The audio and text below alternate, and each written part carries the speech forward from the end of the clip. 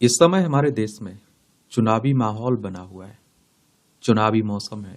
क्यों है? क्योंकि 18वीं लोकसभा के लिए चुनाव आयोजित करवाए जा रहे हैं।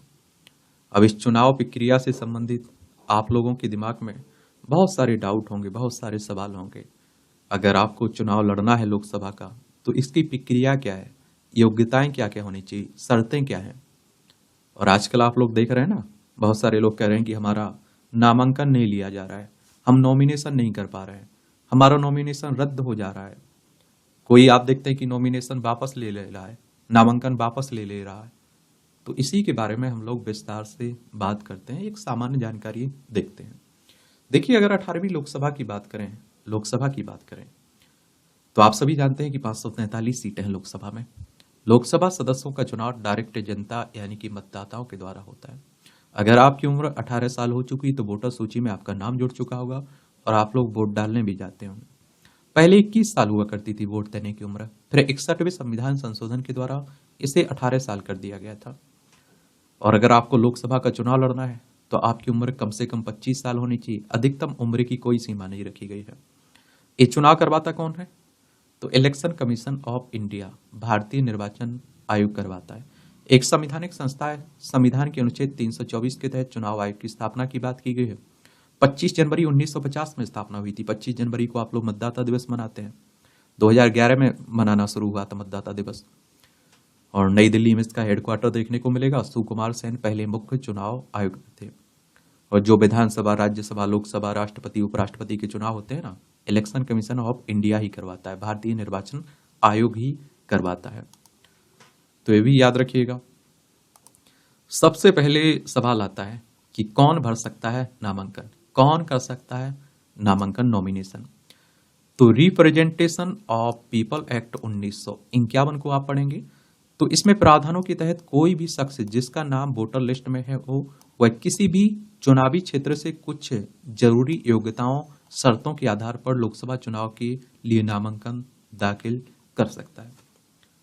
आपकी उम्र 25 साल हो चुकी है और वोटर सूची में आपका नाम जुड़ा हुआ है, तो देश के आप लोग किसी भी लोकसभा चुनाव से क्या नामांकन, चुनावी क्षेत्र से नामांकन भर सकते हैं, लोकसभा क्षेत्र से नामांकन भर सकते हैं।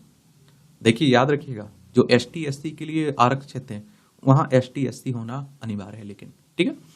हालांकि विधानसभा चुनाव के लड़ने के लिए प्रत्याशी का संबंधित राज्य का वोटर होना जरूरी है, ऐसा नहीं है। आप समझ रहे हैं? यानी कि मुझे अगर मध्य प्रदेश का चुनाव लड़ना है विधानसभा का, किसी विधानसभा से, तो मुझे मध्य प्रदेश का वोटर होना जरूरी है। लोकसभा के मामले में तो ऐसा नहीं है। आपने देखा होगा, मोदी साहब, नरेंद्र मोदी जी गुजरात के वोटर थे, लेकिन उन्होंने बनारस से चुनाव लड़ा था, उत्तर प्रदेश से। आप समझ रहे हैं? ये याद रखिएगा। कैसे दाखिल होता है नामांकन? तो रिप्रेजेंटेशन ऑफ पीपल एक्ट 1951 के तहत चुनावी अधिसूचना जारी होने के बाद नामांकन की प्रक्रिया शुरू होती है। प्रत्याशी और उनके प्रस्तावक को चुनाव आयोग द्वारा तय किए गए नामांकन की आखिरी तारीख तक अपना पर्चा रिटर्निंग ऑफिसर या फिर असिस्टेंट रिटर्निंग ऑफिसर को सौंपना होता है। प्रस्तावक वह हो सकता है जो उस क्षेत्र के मतदाता हों जहां से प्रत्याशी चुनाव लड़ रहे हैं। यानी कि कहने का मतलब आप समझ रहे हैं कि जहां से मुझे चुनाव लड़ना है लोकसभा का, वहीं के प्रस्तावक चाहिए होंगे, जो वोटर होंगे उन्हीं में से। अगर किसी मान्य राजनीतिक पार्टी का प्रत्याशी नामांकन दाखिल करता है, यानी कि कोई मान्यता प्राप्त राजनीतिक पार्टी है, उसका प्रत्याशी नामांकन करता है, तो उन्हें केवल एक प्रस्तावक की जरूरत पड़ती है। लेकिन अगर कोई निर्दलीय चुनाव लड़ने वाला है, तो उसे प्रत्याशी को नामांकन पत्र पर प्रस्तावक के तौर पर उस क्षेत्र के 10 मतदाताओं के हस्ताक्षर की जरूरत पड़ती है, याद रखिएगा। और आरक्षित चुनावी क्षेत्रों से चुनाव लड़ने वाले प्रत्याशियों को अपने नामांकन पत्र में यह बताना अनिवार्य होता है कि वे अनुसूचित जाति या जनजाति से हैं, क्योंकि वही उस सीटों पर चुनाव लड़ सकते हैं। अब बात आती है जमानत राशि की, हलफनामे की। तो नामांकन फॉर्म के साथ उम्मीदवार को जिला निर्वाचन अधिकारी को जमानत राशि देनी होती है, जो पहले से तय होता है। और मौजूदा समय में लोकसभा चुनाव लड़ने के लिए प्रत्याशी को 25,000 और विधानसभा चुनाव के लिए 10,000 रुपये जमानत राशि जमा करनी होती है। और लेकिन SC और ST वर्ग के प्रत्याशियों के लिए ये राशि आधी होती है। इसके साथ ही उम्मीदवार को ये बताना होता है कि वे किस पार्टी के चुनाव चिन्ह पर चुनाव लड़ेंगे। निर्दलीय उम्मीदवार चुनाव आयोग की ओर से अधिसूचना के साथ जारी कुछ फ्री सिंबल में से किसी एक को चुन सकते हैं। और हलफनामे में उम्मीदवार को अपनी आय व्यय, पैन आधार जैसे पूरा ब्यौरा देना होता है।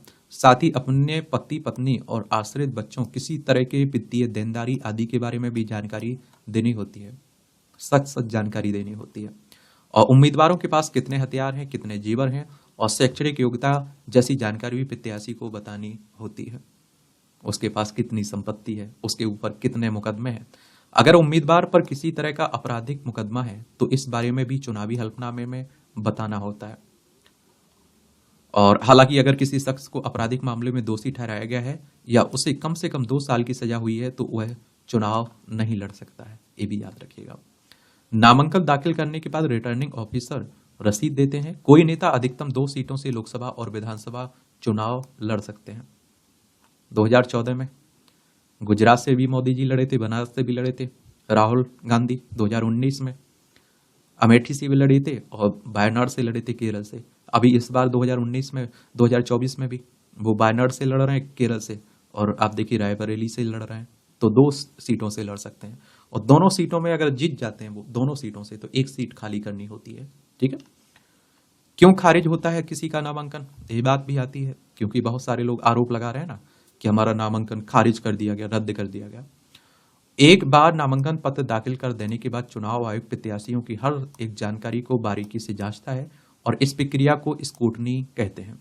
इस जांच के दौरान कई प्रत्याशियों के नामांकन खारिज होते हैं। चुनाव आयोग ने इसके लिए कई आधार बताए, जैसे नामांकन के कागजों पर प्रत्याशी या अपेक्षित संख्या में प्रस्तावकों के हस्ताक्षर न होना, अपेक्षित जमानत राशि ना जमा की गई हो, अगर प्रत्याशी किसी दूसरे चुनावी क्षेत्र से चुनाव लड़ रहा हो और उसने मतदाता सूची में अपना नाम होने का प्रमाण ना दिया हो, अपने निजी संपत्ति, परिवार और आपराधिक मुकदमे के बारे में ब्यौरे में संबंधी हलफनामा ना दिया हो, नामांकन पत्र प्रत्याशी का पूरा पता ना लिखा हो, तय तारीख तक नामांकन दाखिल ना किया गया हो, या फिर चुनाव आयोग द्वारा निर्धारित आरओ और एआरओ के सामने तय स्थान पर पर्चा दाखिल ना किया गया हो। अगर किसी प्रत्याशी के नामांकन पत्र पर आपत्ति दर्ज की गई तो उससे इसका जवाब देने के लिए समय दिया जाता है। और रिटर्निंग ऑफिसर ऐसे मामले पर सुनवाई को अगले दिन या उसके अगले दिन, लेकिन सुबह 11 बजे के बाद नहीं, के लिए टाल सकता है।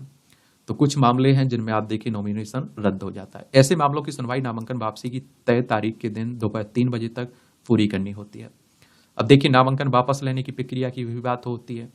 तो नामांकन स्वीकार होने के बाद भी कोई प्रत्याशी इसे वापस ले सकता है। इसके लिए अधिसूचना में तय समय होता है और नामांकन वापसी की आखिरी तारीख के बीच जाने पर पीछे हटने का कोई प्रावधान नहीं होता है। और नामांकन वापस लेने संबंधी नोटिस प्रत्याशी खुद जमा कर सकते हैं या फिर उनके चुनावी एजेंट या कोई प्रस्तावक भी इसे जमा कर सकते हैं। रिटर्निंग ऑफिसर को उन प्रत्याशियों की सूची जारी करना जरूरी है जिन्होंने नामांकन वापस लिया है। अगर कोई प्रत्याशी एक बार नामांकन वापस लेने का नोटिस जारी कर देता है तो फिर इसे वापस नहीं लिया जा सकता है। तो इस तरह से आप देखेंगे एक सामान्य जानकारी है अगर आपको लोकसभा का या विधानसभा का चुनाव लड़ना है तो। ठीक है।